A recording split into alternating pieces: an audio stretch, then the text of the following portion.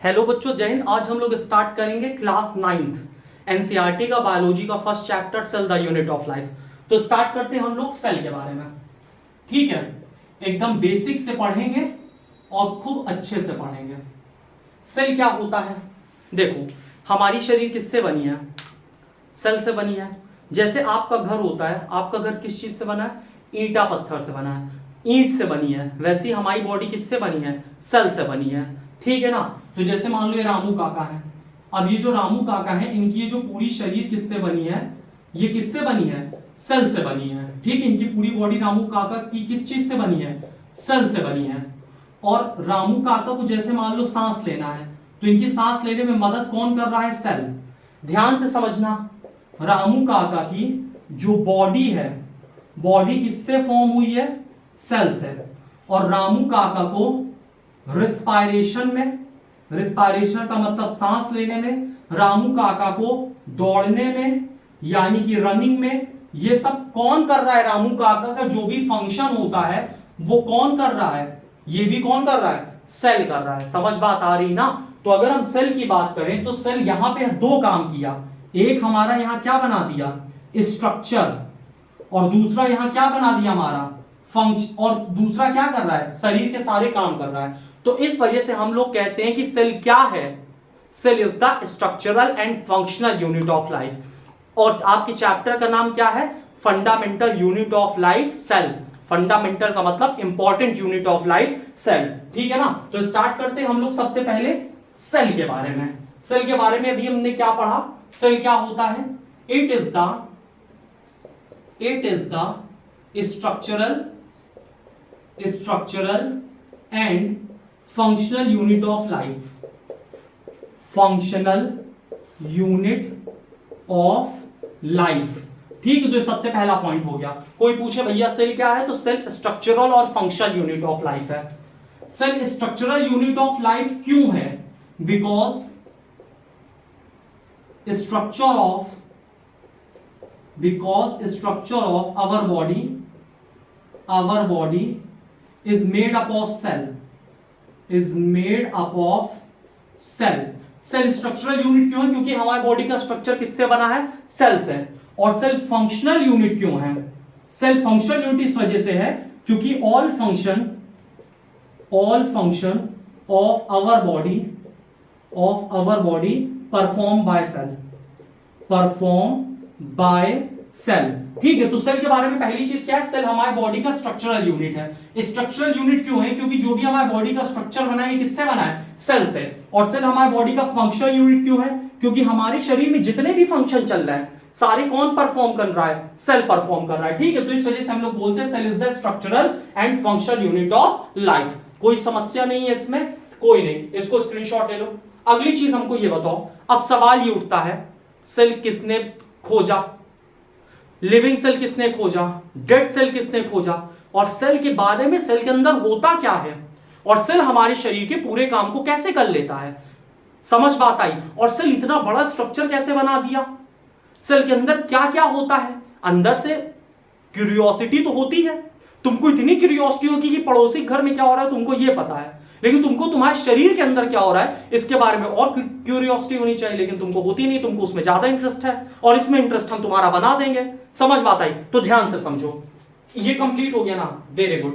अगली चीज अब हम लोग देखते हैं कि डिस्कवरी ऑफ द सेल की तरफ चलते हैं और सेल के बारे में कुछ और चीजें जानते हैं। तो एनसीईआरटी से आपकी स्टार्ट करते हैं। चलते हैं हम लोग किसकी तरफ? Discovery of cell. सेल किसने डिस्कवर किया? तो सबसे पहली चीज आती है रॉबर्ट हुक। अच्छा, एक चीज बताएं, रॉबर्ट हुक ने सेल डिस्कवर किया था तो घर से कसम खा के नहीं निकले थे कि आज हम जाबे, आज हम सेल खोजे देख। समझ बात आई कि नहीं आई? ये इनकी चांस डिस्कवरी थी। जितनी भी ज्यादातर बड़ी बड़ी डिस्कवरी हुई है चांस डिस्कवरी थी। अचानक से डिस्कवर हो गया। कर कुछ और रहे थे, हो कुछ और गया। समझ बात आई? लेकिन कुछ और होने के लिए कुछ करना पड़ता है। समझ बात आई? अगर ये कुछ करते ही नहीं तो सेल डिस्कवर कैसे करते हैं? तो पढ़ते हैं सबसे पहले रॉबर्ट हुक ने। रॉबर्ट हुक ने क्या डिस्कवर किया? सेल डिस्कवर किया। क्लियर है ना? कहां पे डिस्कवर किया? किसका सेल डिस्कवर किया? प्लांट सेल डिस्कवर किया। लिविंग सेल डिस्कवर किया कि dead cell? Dead cell discover किया। समझ बात आई? तो who discovered the cell? Robert Hooke discovered the cell. कहां डिस्कवर किया? प्लांट सेल में डिस्कवर किया। लेकिन प्लांट में जो सेल देखे थे कैसा देखे थे? डेड सेल देखे थे। और किस में देखे थे? कॉर्क में। कॉर्क कहां से आता है? Bark of tree. तो cork comes from the bark of tree, bark of tree. और इनको जो स्ट्रक्चर दिखा था कैसा दिखा था? मधुमक्खी के छत्ते जैसा। ठीक है, तो इन्होंने जो स्ट्रक्चर देखा था ना वो कैसे देखा था? Honey comb like structure. इस तरह से इन्होंने स्ट्रक्चर देखा था सेल का। और जब इन्होंने इस स्ट्रक्चर को देखा तो इनके मुंह से निकला क्या? निकला सेल। और सेल का इंग्लिश में मतलब होता है लिटिल रूम। ठीक है, सेल का मतलब क्या होता है? Little room. तो सबसे पहली चीज क्या है? Who discovered the cell? Robert Hooke. Who discovered dead cell? तो भी रॉबर्ट हुक। किसने सेल डिस्कवर किया? Robert Hooke. डेड सेल किसने डिस्कवर किया? Robert Hooke. और इन्होंने जो डेड सेल डिस्कवर किया वो किस पे डिस्कवर किया? प्लांट सेल में डिस्कवर किया। और प्लांट की सेल कैसी होती है? डेड होती है। और प्लांट की किस पार्ट में किया? कॉर्क। कॉर्क कहां से आता है? Bark of the tree.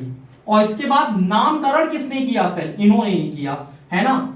तो the cell name given by Robert Hooke. Robert Hooke, यानी सेल को सेल नाम भी किसने दिया? रॉबर्ट हुक ने दिया। कोई प्रॉब्लम तो नहीं ना? यहां तक कोई प्रॉब्लम नहीं। अब इनकी इंपॉर्टेंस क्या थी डिस्कवरी के? Importance of his discovery. His discovery, curiosity हो रही नहीं अंदर, इनकी डिस्कवरी की इंपॉर्टेंस क्या थी? अब कह दो सेल तो सेल है, हम तो अबहिन खोज दें, हमारे टीचर तो अबहिन प्याज में दिखा देते हमको सेल, इनमें कौन सी बड़ी बात है? भैया सबसे पहली बार किसी ने यह बताया था कि इंसान छोटी छोटी चीजों से बना है। नहीं तो अभी तक यह सोचा जाता था कि इंसान ऐसे ही है, मतलब ऊपर से नीचे तक एक ही चीज है, इसमें कुछ भी जुड़ा उड़ा नहीं है। ये पहली बार किसी ने बताया था। क्या बताया था? कि इंसान छोटी छोटी चीजों से मिलकर बना है। तो इनकी डिस्कवरी की इंपॉर्टेंस क्या थी? First time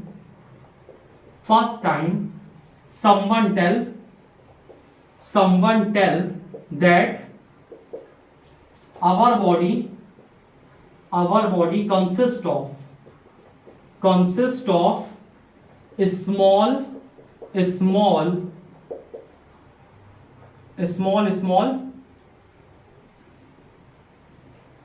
small things. समझ बात आई? ये पहली बार किसी ने बताया था। First time someone tells that our body consist of small things. ठीक है, पहली बार किसी ने बताया कि हमारे शरीर छोटी छोटी चीजों से मिलकर बनी है। पहले तो सबसे यही सोचते थे भैया हम पूरे के पूरे इकट्ठे हैं। ठीक है ना? तो ये चीज है। तो डिस्कवरी ऑफ द सेल एक बार फिर से देखो। सेल क्या है? Structural and functional unit of life. Cell को स्ट्रक्चरल यूनिट क्यों कहते हैं? क्योंकि हमारे शरीर का पूरा स्ट्रक्चर किससे बना है? सेल से। सेल को फंक्शनल यूनिट क्यों कहते हैं? क्योंकि हमारे बॉडी के जितने भी फंक्शन है सब कौन परफॉर्म करता है? Cell. Discovery of the cell किसने किया? Robert Hooke. डेड सेल किसने खोजा? Robert Hooke. सेल नामकरण किसने किया? Robert hook. सेल का मतलब क्या होता है? Little room. और इन्होंने कैसा स्ट्रक्चर देखा था? हनीकॉम्ब लाइक स्ट्रक्चर देखा था। किस में देखा था? प्लांट में देखा था। प्लांट में किस में देखा था? कॉर्क में देखा था। कॉर्क कहां से आता है? बार्क ऑफ द ट्री से आता है। इसमें कोई समस्या तो नहीं है ना? नहीं होनी चाहिए। समझ बात आई? इसके बाद जो भी इनकी डिस्कवरी थी सब माइक्रोग्राफिया, उस टाइम पे इन्वेस्टिगेशन का पेपर आता था उसमें छपी थी। लेकिन ये सब तुम्हारे फर्जी बातें तुम्हारे काम की नहीं है। पढ़ो उतना जितना एनसीईआरटी में है। समझ बात आई? उसी को 100 बार पढ़ लो, बहुत है। अभी हम कई चीजें ऐसे बताएंगे जो तुम एनसीईआरटी तो पढ़े हो लेकिन ध्यान नहीं दिया। अब देखो, अब हम लोगों को अगर सेल देखना है प्लांट का तो कैसे देखेंगे। इसको नोट डाउन कर लो, इसका स्क्रीनशॉट ले लो और अगली चीज अब हम लोग देखते हैं कि कैसे हम लोग देखते हैं। अगर हमको सेल देखना है स्कूल में तो हम कैसे देखेंगे? सबसे पहला काम करो, प्याज ले लो। प्याज तो जानते ही हो, अनियन। ठीक है, एक समय बहुत रूल आई थी लोगों को, अब खुद रो रही है क्या टमाटर इससे आगे निकल गया। समझ बात आई कि नहीं आई? तो ये हो गई प्याज। प्याज को आपको क्या करना है? प्याज को छील लो और प्याज के ऊपर की लेयर निकाल लो। कौन सी लेयर? एपिडर्मिस। तो प्लांट की सबसे ऊपर की लेयर निकालो, एपिडर्मिस। प्लांट की जो आउटर मोस्ट कवरिंग क्या होती है? एपिडर्मिस। तो एपिडर्मिस से तुमको निकालना है, और इसको निकालोगे किसकी मदद से? फॉरसेप्स। फॉरसेप्स क्या होता है? चिमटी, ठीक है ना, चिमटी जानते हो ना, तो चिमटी से इसे पकड़ के निकाल लो, और निकाल के उसको खिलौना ना बनाओ, उसको निकाल के तुम्हारे स्कूल में ऐसे कटोरी होगी, इसको बोलते हैं petri dish. Petri dish, petri dish में क्या करो? पानी भर लो, और पानी भर के इसको इसमें ट्रांसफर कर दो। समझ बात आई कि नहीं आई? ये सारे एक्सपेरिमेंट हम तुमको करके दिखाएंगे, ठीक है, बहुत जल्दी प्रैक्टिकल में कैसे करते हैं। तो क्या करना है? प्याज लो, प्याज की एपिडर्मिस निकालो, किसकी मदद से निकालोगे? फॉरसेप्स की मदद से निकालोगे, और इसको किस में ट्रांसफर कर दोगे? पेट्री डिश में ट्रांसफर कर दोगे। इसके बाद पेंट ब्रश जानते हो ना, पेंट ब्रश लेना और स्लाइड लेना है। ये स्लाइड ले लिया तुमने, और इसमें पेंट ब्रश ले लो। पेंट ब्रश कैसा होता है? ऐसा होता है ना? एनसीईआरटी बाकायदा ब्रांड बता रहा है, कैमल का पेंट ब्रश लेना है। इस पेंट ब्रश से इस पील को उठाओ और इसमें यहां ट्रांसफर कर दो, लेकिन इसके पहले इसमें थोड़ा सा ग्लिसरीन डाल लो। ध्यान देना, अभी ट्रांसफर नहीं करना, पहले ग्लिसरीन डाल दो, ग्लिसरीन। लेकिन तुम कह दो ना सर जी आप तो बता दियो ट्रांसफर कर, तो हम पहले ट्रांसफर करब। अरे गधा, पहले ग्लिसरीन डाल लेना, तो पहले इसमें ग्लिसरीन डाल लो, ठीक है। ग्लिसरीन डालने के बाद पेंट ब्रश से इस पील को क्या करो? यहां पे ऐसे ट्रांसफर कर दो। ये पील आ गई। अब पील आ गई तो ऐसे देखो का नहीं, इसमें तुमको क्या करना है? इसको स्टेन करना है। स्टेन का मतलब इसको रंगीन करना है। किससे रंगीन करोगे? सैफरीन से। अपना पेन का इंक निकाल के नाव में फूक देना, ठीक है। सैफरीन, स्पेलिंग गलत है एनसीईआरटी से देख लेना। सैफरीन के साथ साथ आयोडीन यूज कर सकते हो, आयोडीन के साथ साथ मिथिलीन ब्लू यूज कर सकते हो, ठीक है। तुम्हारे एनसीईआरटी में किस कलर का है? तुम्हारे एनसीईआरटी में नीले कलर का है, ठीक है। तो वो किससे स्टेन हुआ है? मिथिलीन ब्लू से स्टेन हुआ है, ठीक है। और सैफरीन से कर सकते हो। सैफरीन नॉर्मली होता है ब्लड के कलर का होता है, तो वो है। तो इसके ऊपर क्या करना है? तुमको स्टेन डाल लेना है। ये हमने स्टेन डाल लिया, क्लियर। अब ब्लैक में ध्यान मत देना, और फिर इसके ऊपर लगा देना तुमको कवर स्लिप। क्या लगाना है? Cover slip. और जब तुम इसको लगा के देखोगे माइक्रोस्कोप में ना, तो तुमको कैसा स्ट्रक्चर दिखेगा? हनीकॉम्ब लाइक स्ट्रक्चर, ऐसा, ये, ठीक है। माइक्रोस्कोप के नीचे तुमको हनीकॉम्ब लाइक स्ट्रक्चर दिखेगा। और यदि तुम्हारे स्कूल में प्रैक्टिकल नहीं हुआ है तो अपने सर से रिक्वेस्ट करो, नेता बन के ना जाना, नहीं सर प्रैक्टिकल करवाइए, नहीं तो होम दिए जाओगे। प्यार से बोलो सर प्रैक्टिकल करवा दीजिए, सर करवा देंगे। और खुद करके देख लेना, सर कहेंगे डोंट टच एनीथिंग, लेकिन छू छू के देखना सब चीज कैसे क्या होती है। लेंस पे ना हाथ लगा देना, नहीं तो कुछ दिखावो नहीं करेगा। आगे समझो। तो तुमको ऐसा स्ट्रक्चर दिखेगा माइक्रोस्कोप के नीचे। ये दिखा तो इसमें तुमको क्या दिखा? ये है सेल वॉल, ये बीच में क्या है? न्यूक्लियस।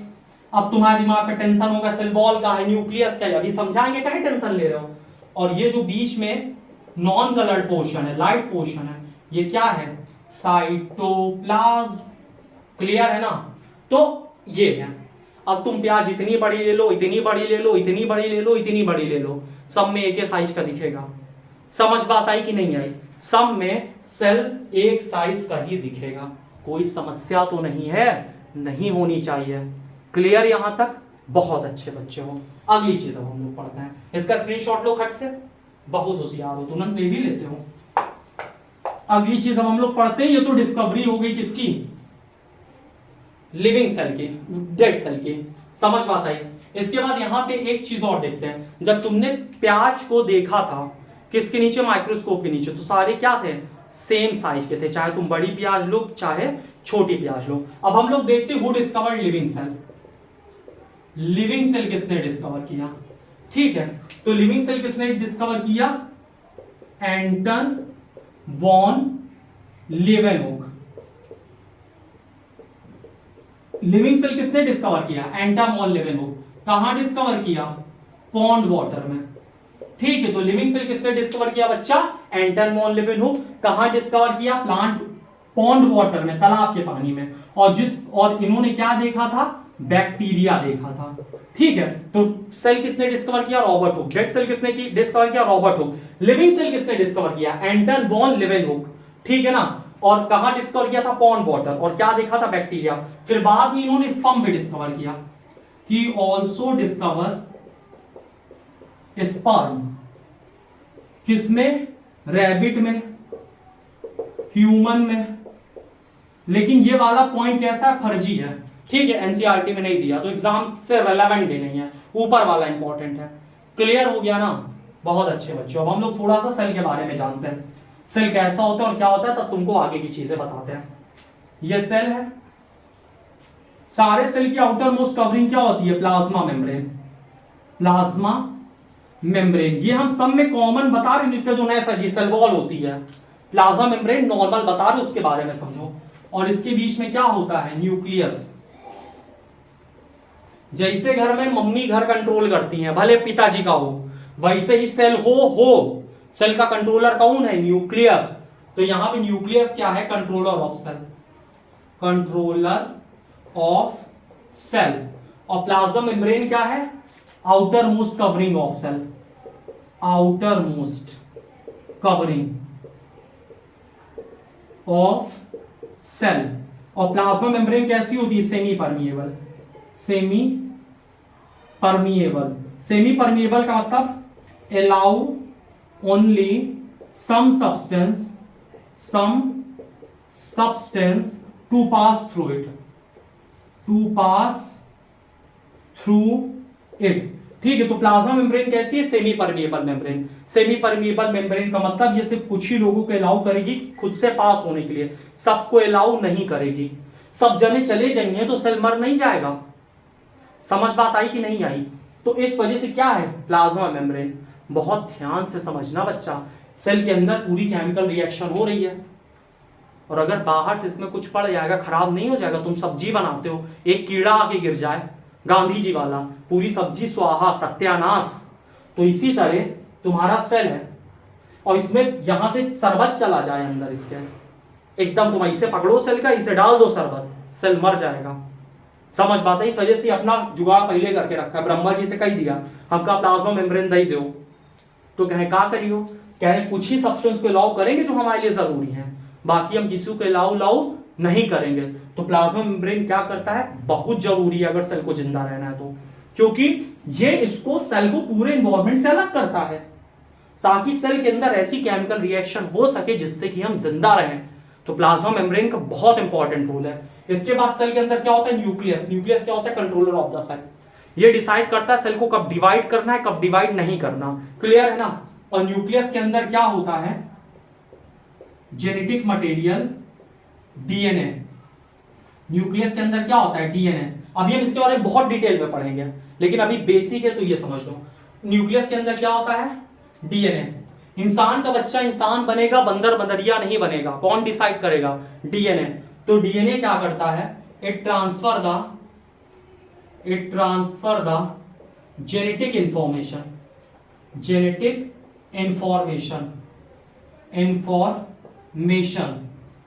कहां से कहां ट्रांसफर करता है?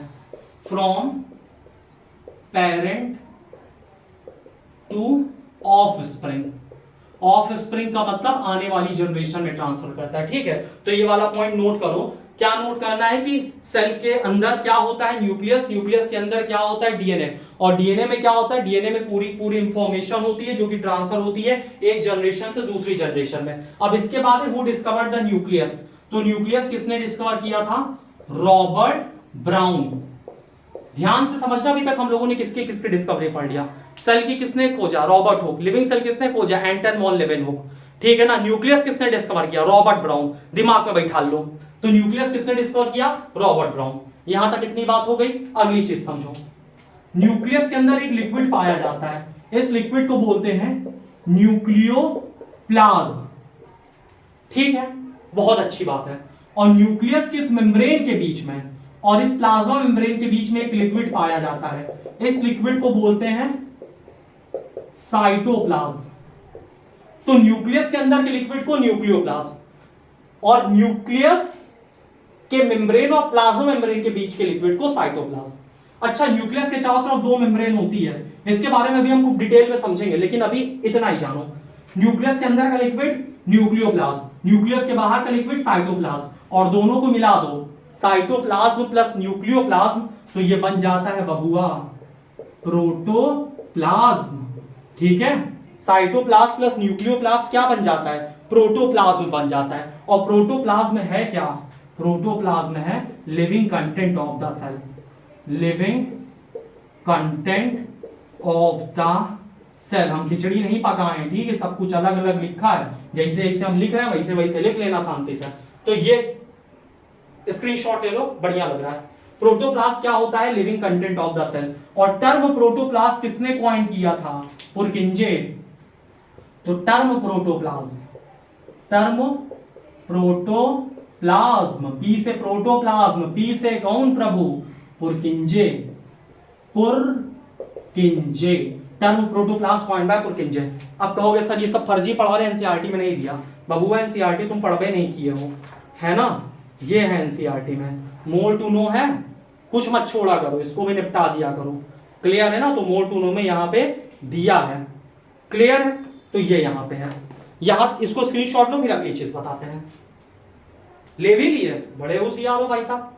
समझ में आया कि नहीं आया? सारी चीजें बहुत अच्छा है, इसको रफ करते हैं। अगली चीज अब हम लोग समझते हैं, उसको देखो। इसके बाद सेल के बारे में कुछ लोग आए, अपनी अपनी राय दी है ना? तो सेल के बारे में जो राय देने वाले थे, सबसे पहले भैया का नाम था शिडेन और दूसरे का नाम था स्वान। शिडेन और स्वान ने मिलकर क्या दिया था? सेल थ्योरी दिया था। इनकी स्पेलिंग देख ले, नहीं तो गलत कहने कहिए मास्टर स्पेलिंग को गलत कह दिए। तो सबसे पहली चीज है शिडेन, SCHLEIDEN। अब इनकी स्पेलिंग याद करने में थोड़ा समस्या हो जाती है, रामू, श्यामू, कल्लू, ऐसे ना हो तो आराम से इंसान याद कर ले। SCSWANN स्वान। सही लिखे हैं क्या यार? सही हो लिख दिया। ध्यान से देखना, अगली चीज हम किसकी बात करने जा रहे हैं? सेल थ्योरी की बात कर रहे हैं। SCSWANN स्वान। ये कब थे? 1838। ये कब थे? 1839। ठीक है, शिडेन कब थे? 1838 और ये कब थे? 1839 में थे। ठीक है, तो यहां पे क्या थे? शिडेन और स्वान। शिडेन कब? 1838 और स्वान 1839। इन दोनों ने मिलकर क्या दिया था? Cell theory, cell theory. ठीक है, तो अगली चीज क्या है? Cell theory. Who given the cell theory? तो Schleiden and Schwann given the cell theory. और सेल थ्योरी में इन्होंने 2 पॉइंट बताया था। सबसे पहला, all living organism, all living organism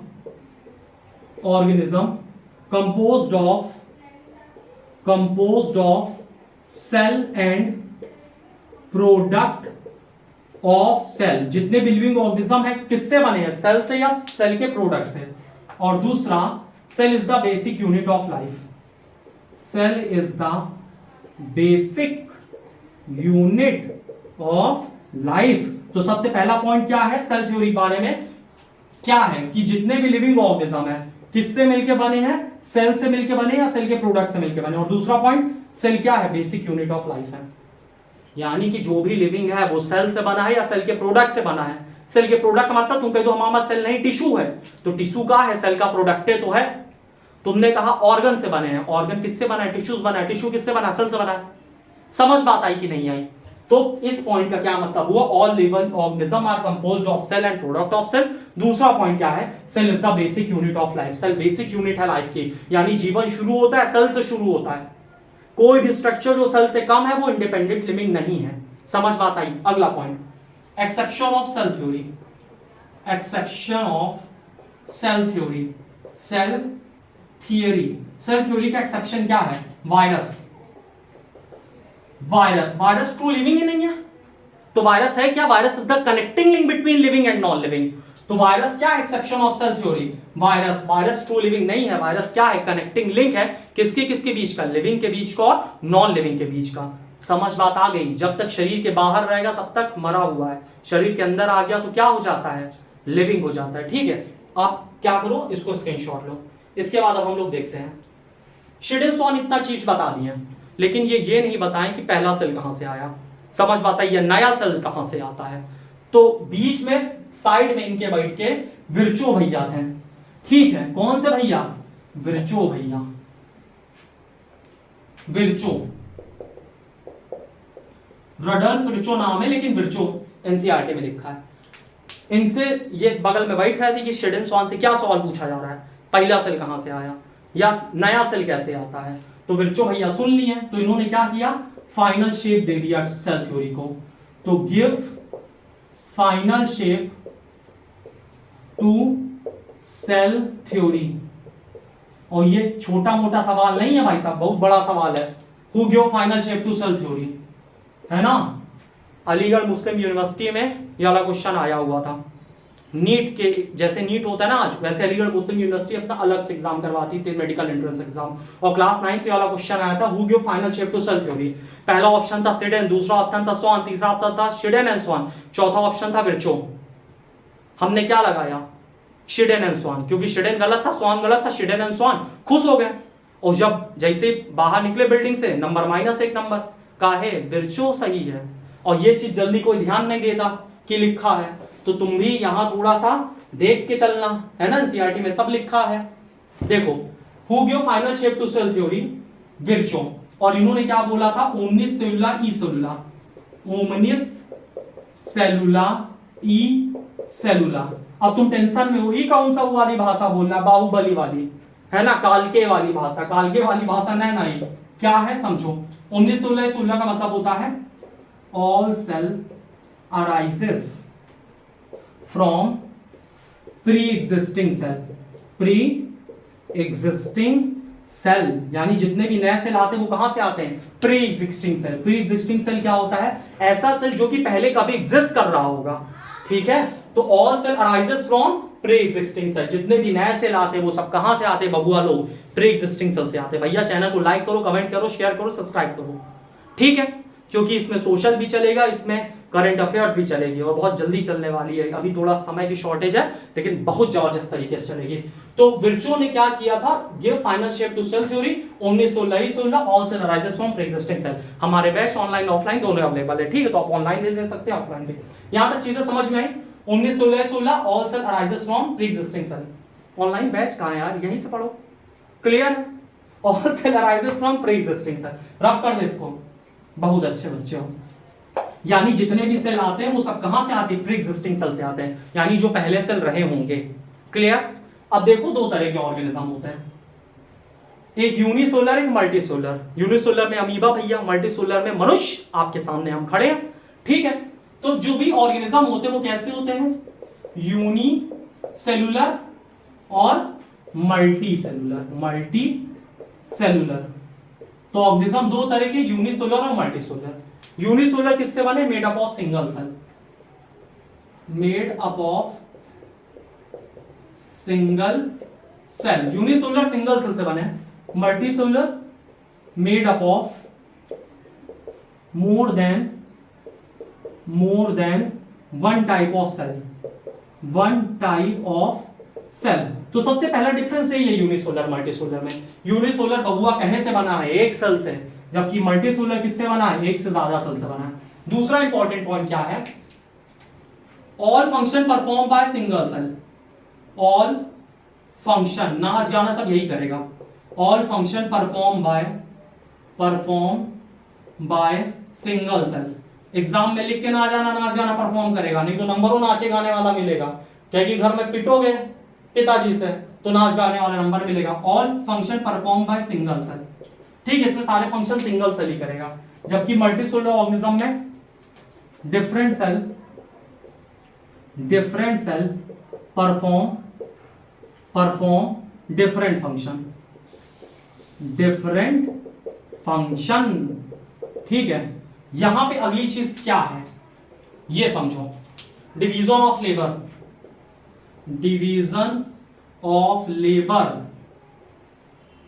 not seen. और यहां क्या है, डिवीजन ऑफ लेबर। यहां डिवीजन ऑफ लेबर होता है, यहां डिवीजन ऑफ लेबर नहीं होता, यानी यहां सारे काम यही बेचारा करेगा। और यहां इनके भाई साहब भौकाल है, खाए के लिए अलग, निकाले के लिए अलग, सांस लेने के लिए अलग, भौकाली आदमी, ठीक है। तो division of labour not seen, यहां डिवीजन ऑफ लेबर होता है। अगली चीज यूनिसेलुलर ऑर्गेनिज्म में क्या है, cell reproduce by binary fusion. Cell reproduce by binary fusion. और यहां पे क्या होता है मल्टीसेलुलर ऑर्गेनिज्म में, cell reproduce by germ cell. Germ cell की मदद से सेल रिप्रोड्यूस करते हैं। अब भैया जर्म सेल का होता है स्पर्म और ओवम। स्पर्म किसमें होता है? मेल में। ओवम किसमें होता है? फीमेल में। इसका स्क्रीनशॉट लो जल्दी से, तो अगली चीज हम लोग समझें। ठीक है, स्पर्म किसमें होता है? मेल में। ओवम किसमें होता है? फीमेल में। और जब ये रिप्रोड्यूस करता है ना, तो इसका पूरा सेल कंज्यूम हो जाता है। ठीक है, इसका पूरा सेल कंज्यूम हो जाता है। इसका एग्जांपल क्या है ये समझो। इसका स्क्रीनशॉट ले लिए ना, बहुत अच्छे। अब इसके ऊपर अब हम चीजें समझाने जा रहे हैं, वो समझो। जैसे मान लो कि अमीबा है। अब अमीबा मान लो एक से क्या बन गया? दो। इनके पेरेंट कहां है? गायब। तो रिप्रोडक्शन में पूरा सिंगल सेल कंज्यूम हो गया। जबकि मल्टीसेलुलर ऑर्गेनिज्म में इरामू है, इरामू के लड़का है, इरामू के लड़का के लड़का है, उनके लड़का के लड़का है, और पिताजी वहीं तरह बरकरार हैं, क्योंकि इनमें दो सेल होता है। कौन कौन से दो सेल? ध्यान से समझो, रफ कर दे रहे हैं इसको। हमारे में दो सेल होता है, दो तरह के सेल होते हैं। एक कौन सा होता है? Somatic cell. Somatic cell. एक कौन सा होता है? Germ cell. टेंशन ना लियो कि भैया हमका सोमैटिक सेल जर्म सेल ना आवत, हम समझा रहे हैं तुमको सोमैटिक सेल जर्म सेल। जो हमारी शरीर बनी है किससे बनी है? Somatic cell. हम ऊपर से नीचे तक कहेस बने हैं, सोमैटिक सेल। और जो स्पर्म और ओवम होता है वो क्या होता है? Germ cell. तो रिप्रोडक्शन में हमेशा जर्म सेल इन्वॉल्व होता है। ठीक है, और हमारे बॉडी की ग्रोथ में सोमैटिक सेल। तो जर्म सेल किसमें इन्वॉल्व होता है? रिप्रोडक्शन। और सोमैटिक सेल किसमें इन्वॉल्व होता है? ग्रोथ, रिपेयर और रिप्लेस। रिप्लेस यानी ग्रोथ होनी है उसमें, रिपेयर होना है, कुछ कट पिट गया उसमें, और रिप्लेस यानी कोई सेल मर गई उसको रिप्लेस करना है उसमें। रामू काका कहते हैं भैया अगर किसी का नाम होगा बुरा मत मानना, ये मस्ती मजाक चल रहा है। ठीक है, क्लियर है? तो ये चीजें क्लियर है। ठीक है, तो यूनिसेलुलर मल्टीसेलुलर का ये है। अब एग्जांपल इसका बता देते हैं।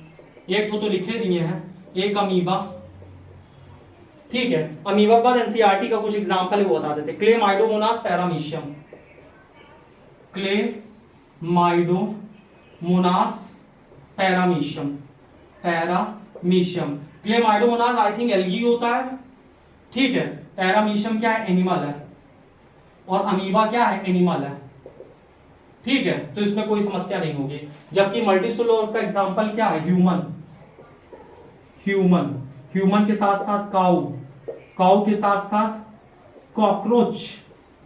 ठीक है, तो ये चीजें हैं, इसमें कोई दिक्कत तो नहीं है ना? नहीं, रफ कर देते हैं इसको। ठीक है, स्क्रीनशॉट वगैरह कुछ भी ले लो। इसके बाद अगली चीज पढ़ते हैं, shape and size of cell. Last topic है आज का। ठीक है, भागना नहीं, नहीं तो अब ना देख, अब शांति से पढ़ो। Shape and size of cell. Shape and size of cell. तो shape and size of cell, the shape and size of cell, size of cell depend on the function they perform. जो शेप और size होता है किस पर depend करता है? Function की, वो क्या कर रहा है। अभी मान लो भाई साहब हम हमारे डोले वोले सब इतने हो जाएं, समझ पाता है, चेहरा एकदम वी शेप का हो जाए, 22 शरीर एकदम मस्त, तो इससे हमारे फंक्शन पता चल जाएगा भाई साहब गुरुजी बहुत फिजिकल एक्सरसाइज करते हैं। समझ बात आई? तो इसी तरह सेल का भी जैसा काम करता है ना, वैसा इसका क्या होता है? वैसा इसका शेप हो जाता है और साइज हो जाता है। जो प्रभु की भक्ति करता है उसके चेहरे में अलग से ग्लो होता है। समझ बात है? हमारे भी चेहरे में ग्लो दिख रहा होगा, लेकिन लाइट बहुत लगाए हैं, समझे? तो यहाँ पे जो शेप और साइज होता है, ठीक है, वो शेप और साइज किस चीज पर डिपेंड करता है? फंक्शन पे डिपेंड करता है। ठीक है, तो सेल का शेप और साइज फंक्शन पे डिपेंड करता है। जैसे एग्जांपल क्या? जैसे ये आरबीसी। आरबीसी का कैसा शेप है? ये आरबीसी है, इसका शेप कैसा है? बाय कॉनकेव, यानी ऐसे होता है। और इसी में ऐसे ऑक्सीजन भैया सवार हो जाते हैं, 4 ऑक्सीजन एक आरबीसी में, और ब्लड के थ्रू आराम से ट्रांसफर हो जाते हैं। ठीक है, तो ये पहला पॉइंट हो गया, कोई दिक्कत तो नहीं है। दूसरा बताते हैं, ये है किसका शेप? डब्ल्यूबीसी। डब्ल्यूबीसी कैसा शेप होता है? इरेगुलर या अमीबॉइड शेप। अमीबॉइड शेप, यानी कि कोई फिक्स शेप नहीं होता। क्यों भैया, हमारे आर्मी वाले कैसे होते हैं, आतंकवादी दौड़ा है पानी में घुस जाएगा वो भी पानी में घुस जाएंगे, हेलीकॉप्टर चढ़ गया हेलीकॉप्टर छलांग लगा देंगे वो भी, ठीक है, वो पैराशूट से कूद रहा है वो भी पैराशूट से कूद जाएंगे, वो बिल्डिंग में चढ़ गया वो भी बिल्डिंग में चढ़ जाएंगे। अब ऐसे थोड़ा करेंगे, दौड़ाए हैं वो पानी में घुस, वो देख रहा है टुकुर टुकुर, कब बाहर ही कब हमें का निपटा हुआ है। आर्मी वाले दौड़ाक मारेंगे, वो जैसे जो समझेगा उस भाषा में समझा देंगे, समझ बात आई, जो जिस भाषा में समझेगा उस भाषा में समझा देंगे। इसी तरह जब भी शरीर के अंदर कोई जम आता है तो WBC ये नहीं देखता उसका शेप साइज कैसा है, जैसा वो होगा, जैसा उसका शेप साइज होगा, ये भी अपना शेप साइज वैसा बदलेगा और तुरंत उसको निपटा देगा। समझ बात आई, पता चला इधर से जर्म आया, ये इधर से टेढ़ा हो गया, कहीं आओ चाचा ऐसे खा के निपटा दिया, इधर से जम आया इधर से उसको पकड़ के निपटा देगा। समझ बात आई। तो जो WBC होता है, WBC का शेप कैसा होता है, इरेगुलर या अमीबॉइड शेप का होता है, ठीक है, WBC का। इसी तरह अगर हम लोग इसको नोट कर ही लिए होगे, तुम लोग होशियार हो तो, इसी तरह अगर हम लोग उसकी बात करें नर्व सेल की, नर्व सेल, नर्व सेल का कैसा शेप होता है, star, star shape with tail. देख भैया ये हर जगह हर काफी अलग अलग लिखा है, ठीक है, तो स्टार शेप विथ टेल हमने पढ़ा है। दूसरा हमने पढ़ा है ब्रांच स्ट्रक्चर, ठीक है, तो जो जो हम पढ़े वो हम लिख दिए हैं। तो स्टार शेप विथ टेल ऐसे होता है नर्व सेल हमारा, लॉन्गेस्ट सेल होती है हमारी बॉडी की, एक बार ये बन जाती है फिर दोबारा नहीं बनती, 60 साल की उम्र तक काफी नर्व सेल मर जाती, सजे से 60 साल के बाद सोचने समझने की क्षमता कम हो जाती है, इंसान भूलने लगता है, लेकिन कई कई लोग नहीं भूलते क्योंकि अच्छा खाना पीना करते हैं, ठीक है, फर्जी चीजें नहीं देखते, वो मोबाइल नहीं देखते, लेकिन मोबाइल देखते तो सिर्फ हमारा चैनल देखते हो, बहुत अच्छी अच्छी चीजें देखते हैं, ठीक है, और किसी का भी चैनल देखो अच्छी बात है, सबका देखना चाहिए। तो ये हो गया हमारा नर्व सेल। और नर्व सेल का कैसा शेप होता है, काफी ब्रांच स्ट्रक्चर होता है। क्यों होता है, इधर से मैसेज आया रिसीव कर लिया, इधर से मैसेज आया रिसीव कर लिया, यहां से आया रिसीव कर लिया, यहां से आया रिसीव कर लिया। और नर्व सेल बहुत लॉन्गेस्ट सेल होती है, पता चला सर से शुरू है पैर तक है, समझ बात है, और जहां से भी इंफॉर्मेशन मिलेगी तुरंत किसको भेज देगा, ब्रेन को। तो जो सेल होता है, सेल का शेप और साइज किस पर डिपेंड करता है, जैसा वो फंक्शन परफॉर्म करता है। क्लियर है ना। तो यहां तक आई होप आपको सारी चीजें समझ में आ गई होंगी। हमने आज कहां तक बताया है ये समझो, आपका इसमें ये पूरा कवर हो गया, ये पेज कवर हो गया, ये पेज यहां तक कवर हो गया। क्लियर है ना। एक चीज थोड़ा सा और बता देते हैं, ये समझ लो क्या बताना है, 2 सेकंड रुकना भी। अच्छा ये अलग अलग बता रहा है कि जैसे ह्यूमन है, अब इंसान का इतना बड़ा शरीर होता है, तो इंसान का शरीर ऐसे ही तो जिंदा नहीं है, इंसान के शरीर में और भी कई चीज होती हैं। तो इंसान के शरीर में कई क्या होते हैं, ऑर्गन्स होते हैं। जैसे हार्ट क्या करता है, ब्लड को पंप करता है, ब्लड को पंप करता है। नर्वस सिस्टम यानी ब्रेन, ये क्या करता है, सोचने समझने का काम करता है। इसके साथ साथ में नर्वस सिस्टम के बाद डाइजेस्टिव सिस्टम, ये क्या करता है, फूड को डाइजेस्ट करता है। और ये सब आपस में सब साथ में बहुत कोऑर्डिनेटेड वे में सारे काम करते हैं। नहीं तो पता चला हार्ट कह रहा है हम ब्लड पंप करेंगे, दिमाग कह रहा है और पेट कह रहा है हम जा तो कहीं एनर्जी ना दे, खाने ना दे, तो इन्हों निपट जाएंगे, इन्हों निपट जाएंगे। समझ बात आई कि नहीं आई। तो हमारे बॉडी में ऑर्गन्स है जो कि आपस में काफी कोऑर्डिनेटेड वे में काम करते हैं, ठीक है। और तुमको एक चीज और बताते हैं, जो तुम पढ़े हो ना, cell is the structure and function unit of life. Cell इतना बड़ा तो नहीं है, सेल के पास की बात नहीं है सारे काम कर ले। तो सेल के अंदर क्या होता है, सेल ऑर्गेनल्स यानी सेल के अंदर और छोटे छोटे पार्ट होते हैं और जो कि सेल को सारे काम करने में मदद करते हैं। तो सेल के अंदर क्या होता है, सेल ऑर्गेनल्स। और सेल ऑर्गेनल्स का फंक्शन क्या होता है ये समझो। Cell organelles are the component of the cell. Component का मतलब होता है पार्ट। तो cell organelles are the part of the cell which help a cell to perform all important function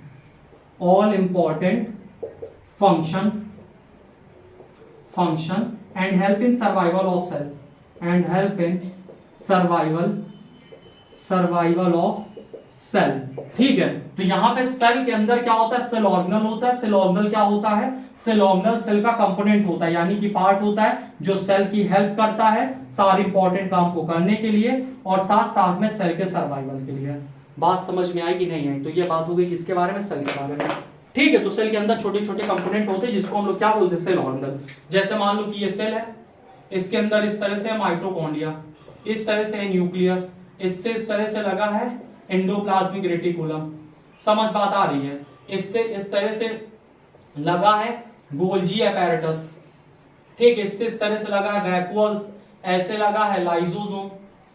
ठीक है, तो इस तरह से सेल के अंदर छोटे छोटे सेल ऑर्गेनल होते हैं जो कि सेल की हेल्प करते हैं सारे काम को करने के लिए। नहीं तो सेल की अकेले की बस नहीं है कि वो सारे के सारे काम करके बैठ जाएगा, इतना खतरनाक काम। ठीक है, तो सेल के अंदर भी सेल के कंपोनेंट होते हैं उसको हेल्प करने के लिए, है ना। और आप लोग चैनल लाइक करो, सब्सक्राइब करो और सारी चीजें, जिस टॉपिक वीडियो चाहते हो वो बताओ।